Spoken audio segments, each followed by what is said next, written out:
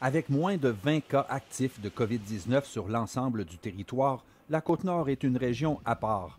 La deuxième vague n'a pas atteint la région en force et pourtant, des mesures de confinement risquent de s'appliquer ici.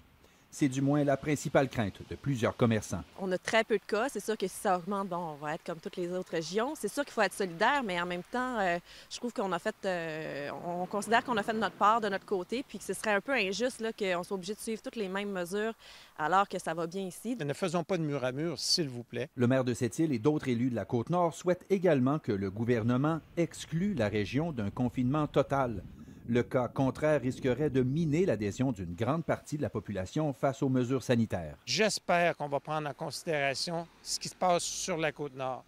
Moi, je privilégierais de loin un bon contrôle routier encore à l'entrée de la région. Et de son côté, la Chambre de commerce de Sept-Îles souhaite que les commerces non essentiels de la Côte-Nord puissent rouvrir leurs portes après le 1er janvier, comme prévu. On aurait la latitude pour que les commerces demeurent ouverts. Questionné sur la pertinence d'imposer un confinement sur la Côte-Nord, le médecin conseil de la santé publique, Richard Fachehoun, a fait une mise au point. Selon lui, le faible nombre de nouveaux cas positifs de COVID-19 s'explique par une baisse de 38 % du nombre de tests effectués au cours de la dernière semaine. Dans les 2-3 derniers jours, on n'a pas eu de cas, mais c'est associé en même temps avec une baisse du dépistage.